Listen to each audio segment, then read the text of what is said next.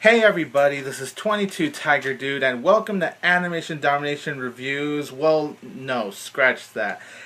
Bob's Burgers review, because literally it's just Bob's Burgers. This episode came out on Easter, literally 420, and yes, even on 420 were all the so I'm sure Easter was interesting for some.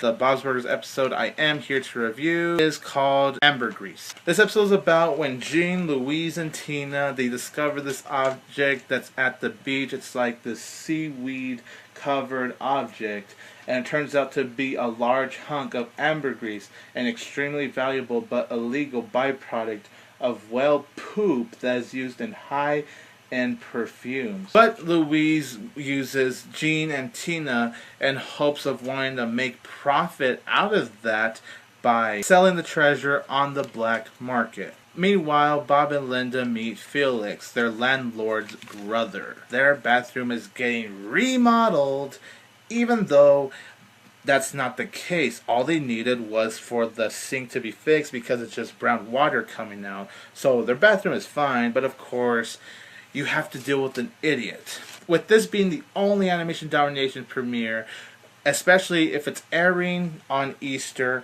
and on 420 at the very same day, you could only hope, just hope, it would be good. But in my opinion, it's not.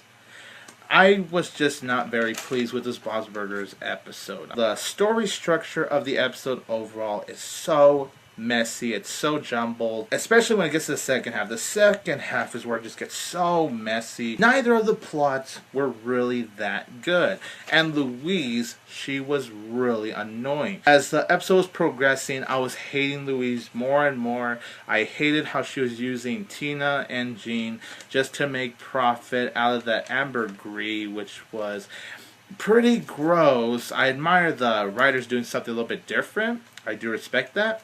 And of course, I do respect the overall writing.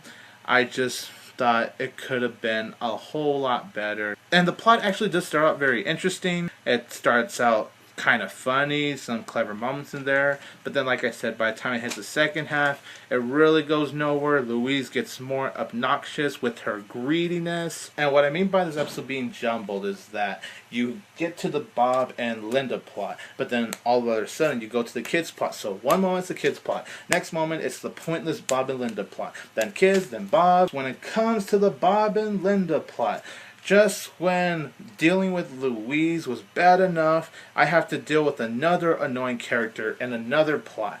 That is the landlord's brother, Felix. Oh my gosh. Oh, I don't like Felix. When we got introduced to him, he was actually kind of funny.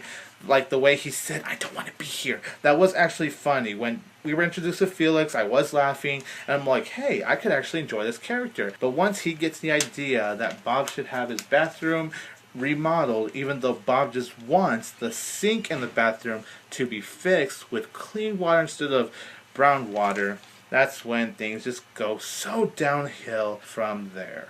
And not only that, but for the majority of that plot, he has nothing to do with the bathroom. He's inviting a DJ, and he's... Okay, I'll actually admit, the part with the DJ actually sleeping with Bob and Linda's home, I'll actually give the episode that. That was actually funny. That was one of the moments that made me laugh. But him inviting a DJ for no reason and wanting to throw this big party, once again, nothing to do with the bathroom. It just got really ridiculous from there. Louise got her comeuppance. That's definitely one of my positives. I'm glad that she did not get what she has been wanting for, because that's what that little bitch deserves for using Jean and Tina just for her own fucking greed. And not only that, but the ending to the Bob Linda plot,